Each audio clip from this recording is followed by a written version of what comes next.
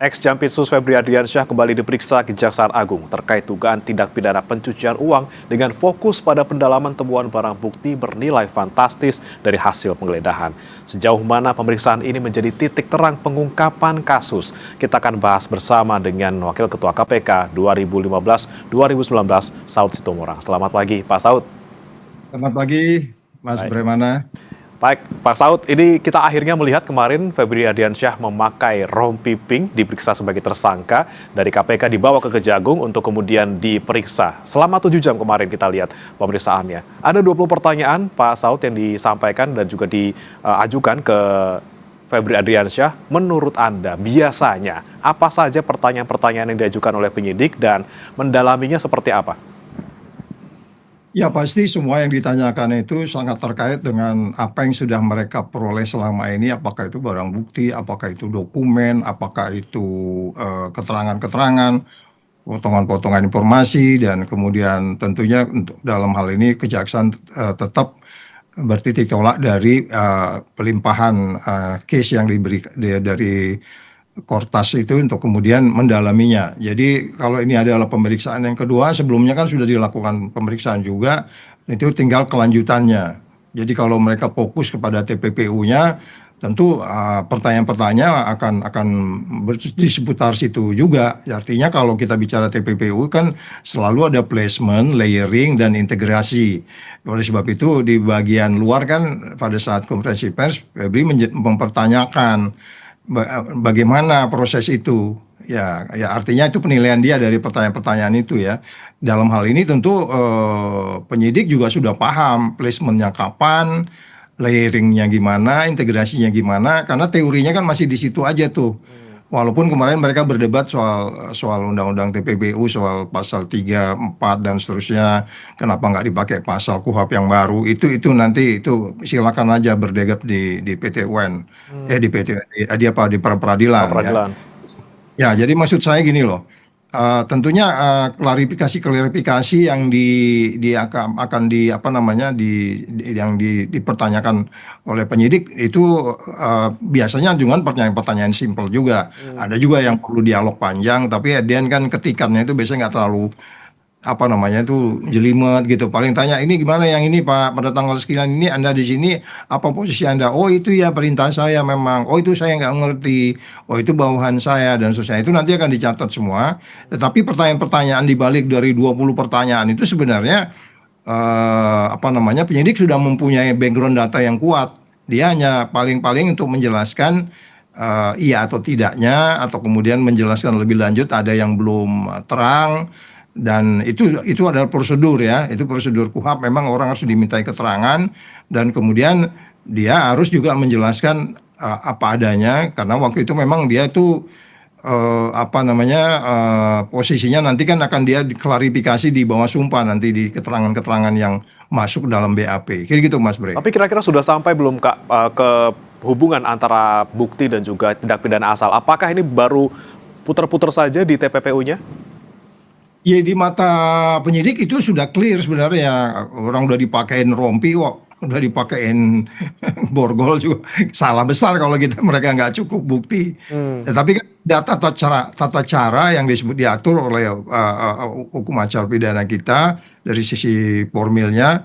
Ya, kemudian materialnya pasti mereka sudah menguasai, mereka salah besar kalau tidak menguasai, memanggil orang, udah menahan orang, sedangkan dasarnya kan disebutnya pemeriksaan kemarin itu adalah TPPU. Jadi pertanyaan Bre tadi itu sudah pastilah mereka memiliki data yang cukup clear, dan itu tercermin dari expose pernyataan waktu di Doorstop Media itu.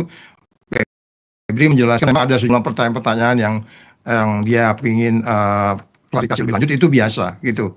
Oke, baik. Nah, Pak Saud, kami juga sebenarnya sudah mencoba untuk menghubungi dan juga mengajak kuasa hukum dari Febri Ardiansyah untuk bergabung dalam dialog ini, namun dari pihak kuasa hukum masih belum bisa bergabung. Dan saudara, kita akan putarkan terlebih dahulu pernyataan dari kuasa hukum ex-Jampitsus Febri Ardiansyah yang kemarin selesai diperiksa memberikan pernyataan kepada media, di mana kuasa hukum bilang bahwa kliennya ini menjawab sekitar 20 pertanyaan tim 9 Kejagung, dan Febri juga menyebut, ini Febri Ardiansyah, bahwa sidang pra-peradilan yang diajukan sudah dijadwalkan pada tanggal 18 dan juga 19 Agustus mendatang.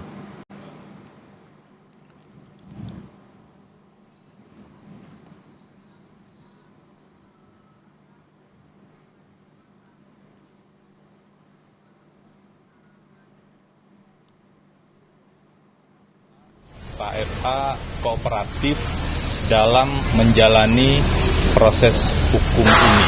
Jadi sekali lagi ditegaskan bahwa Pak FA kooperatif dalam menjalani proses hukum ini. Ada sekitar 20-an pertanyaan ya tadi, dan sebagian besar yang ditanya adalah lanjutan dari pemeriksaan awal sebagai tersangka sekitar tanggal 24 Juli ya. Hari Jumat saat penetapan tersangka beberapa waktu yang lalu. Jadi Pak FA sudah menjelaskan apa yang ia ketahui tentu saja, dan ada salah satu poin juga yang tadi disampaikan karena ini adalah hak dari tersangka, yaitu ditanya apakah ingin menghadirkan saksi atau ahli yang saksi meringankan atau ahli. Itu kan hak tersangka yang diatur di KUHP. Kami berencana akan menghadirkan saksi yang meringankan dan ahli untuk membuat lebih terang persoalan ini. Nah, isu yang lain saya pikir kalau terkait dengan proses pemeriksaan sebagai tersangka cukup sampai di sana. Silakan kalau ada pertanyaan. Sebelumnya kan dari tim hukum itu mempersoalkan belum dijelaskannya apa yang dilanggar oleh Pak Febri, belum dijelaskan oleh penyidik terkait apa yang dilanggar oleh Pak Febri ya. Nah, dalam pemeriksaan kali ini apakah hal itu sudah dijelaskan secara terang oleh penyidik terkait apa yang dilanggar oleh Pak Febri dalam kasus ini?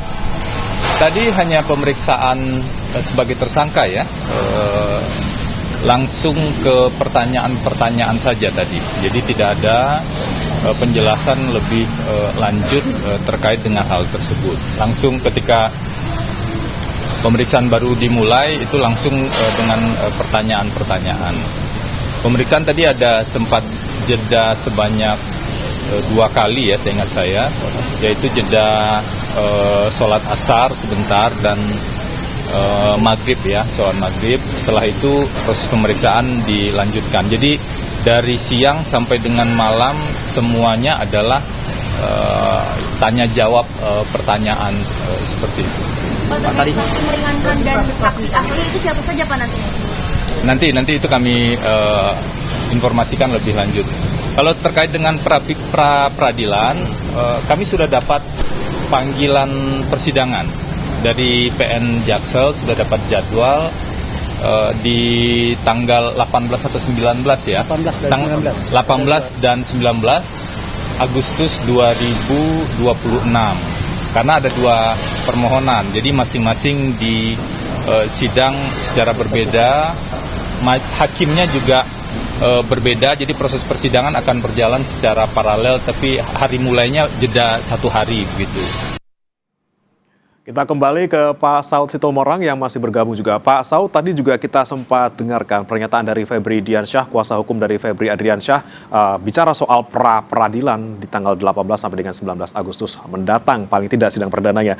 Kalau kita percermati soal pra-peradilan, Pak Saud, ini kan ada 2 yang diajukan. Untuk yang di Kortas Tipikor, Polri, satu lagi untuk Kejaksaan Agung. Kita soroti yang untuk Polri dulu. Ini kan pra-peradilan untuk penetapan tersangka, penggeledahan, dan juga penyitaan. Kalau mengutip dari pernyataan dari Prof. Jamin Ginting kemarin, pakar hukum pidana Pak Saud, bahwa dengan dia melakukan pra-peradilan untuk penggeledahan dan penyitaan, ini secara tidak langsung mengakui bahwa barang bukti itu adalah milik Febri Adriansyah. Kalau menurut Pak Saud seperti apa? Iya, kalau ungkapan mereka sebelumnya itu kan ada 9 problem ya. Mereka udah nyebutkan itu. Bagaimana kemudian mereka harus men-challenge para penyidik ini, dan kemudian nanti juga baik di kepolisian dan di kejaksaan. 9 hal yang mereka sebut tidak sesuai itu kan diantaranya itu proses-proses yang sangat terkait dengan memang formilnya. Jadi mereka tidak bicara substansi perbuatan pidana, tapi prosesnya, termasuk mereka sebutkan yang ada asas-asas yang kenapa dipakai itu yang disebutnya pencucian uang, tetapi pakai undang-undang lama sementara ada KUHP baru. Terus kemudian bagaimana prosesnya dilakukan apa namanya, penindakannya dan seterusnya. Nah, itu memang ada beberapa yang menurut saya memang pada penyidik ini harus bisa menjawab itu, menjelaskan itu. Dan pertanyaannya, bakal menang nggak Pak Saud? Ya kita lihat bagaimana mereka bisa menjelaskan itu. Kalaupun umpamanya kemudian nanti itu dianggapnya proses harus diulang dari awal. Nah, yang kalau bolong-bolong atau carut-marut di sebelumnya di Kortas ini ya dibenahin di apa namanya di kejaksaan, dan mereka kan sudah mulai dari awal kan.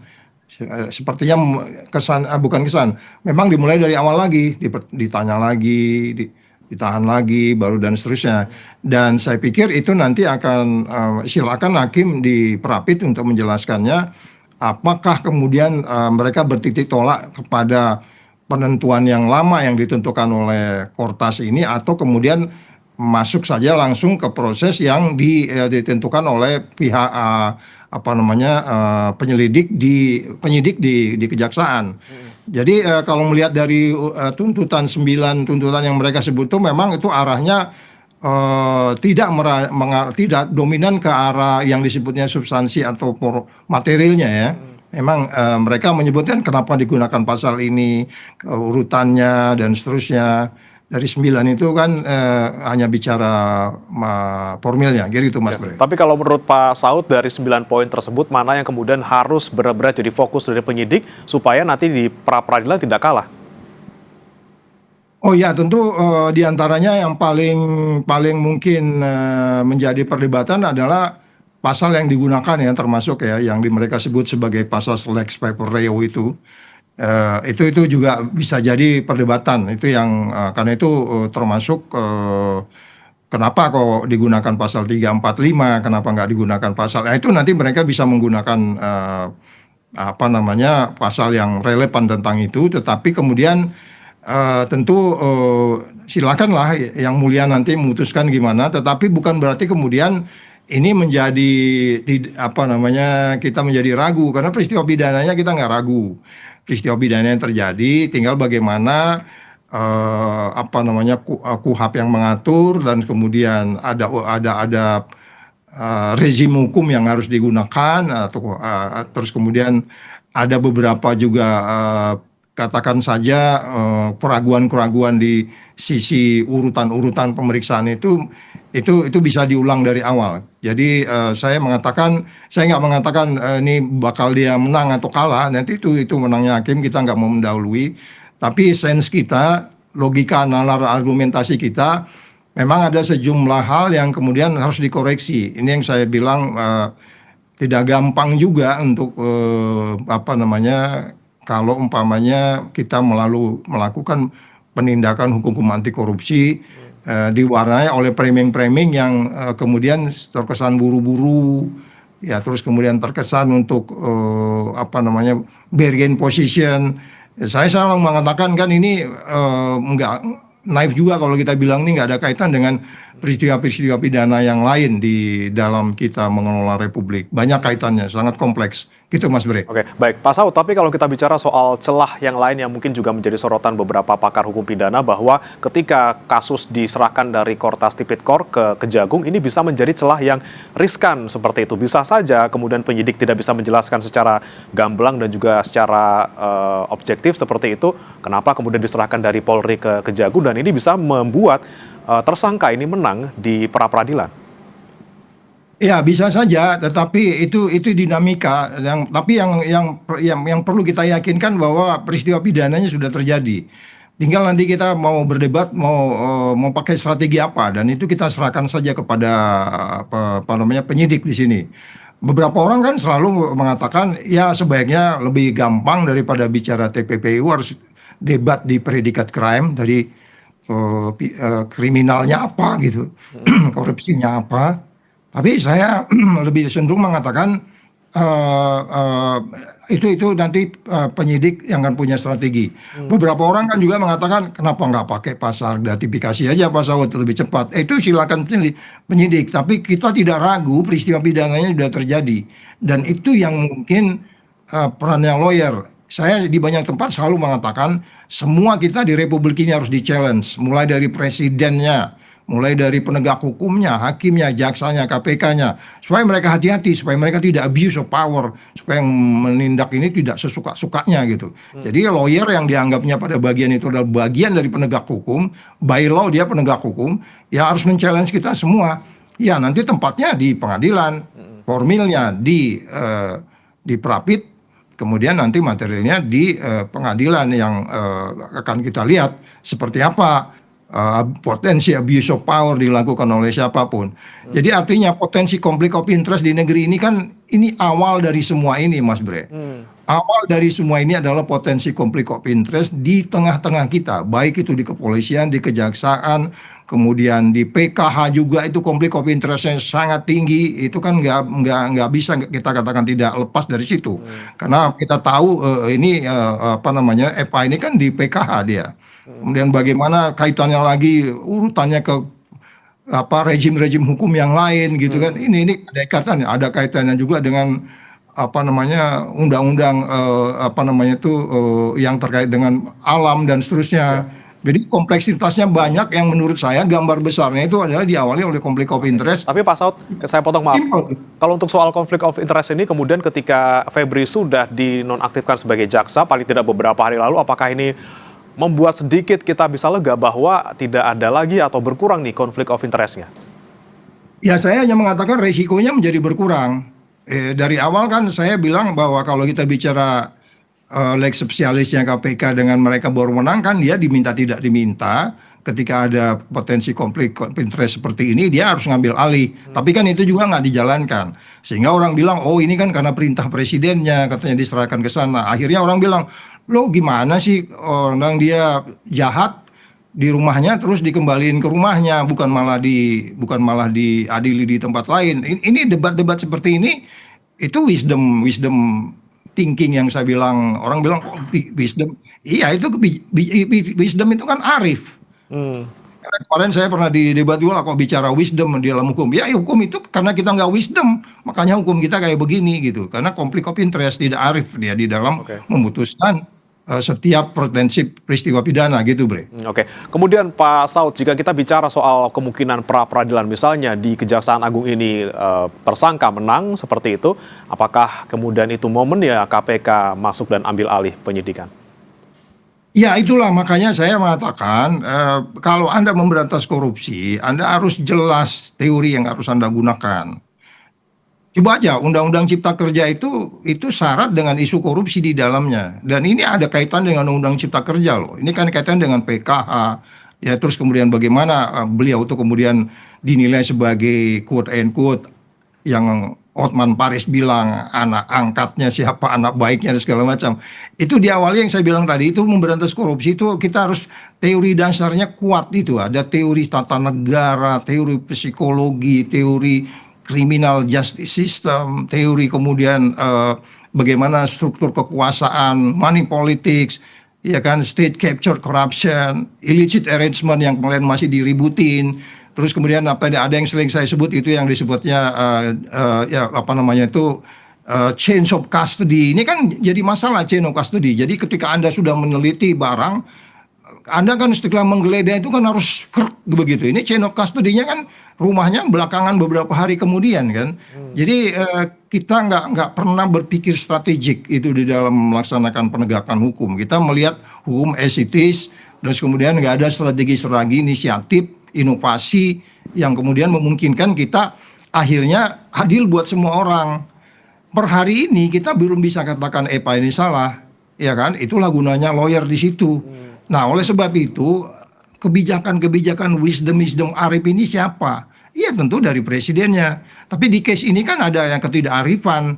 Itu terlihat, itu sangat terlihat. Nggak bisa kita bilang tidak terlihat. Karena kalau by definition dia paham yang namanya pemberantasan korupsi ada 3 institusi di dalamnya dengan undang-undang di dalamnya termasuk undang-undang KPK. Dia nggak bisa bilang saya nggak tahu ya ternyata KPK bisa ngambil alih. Kata-katanya berwenang. Loh kan di situ kan ada tim ahlinya dia.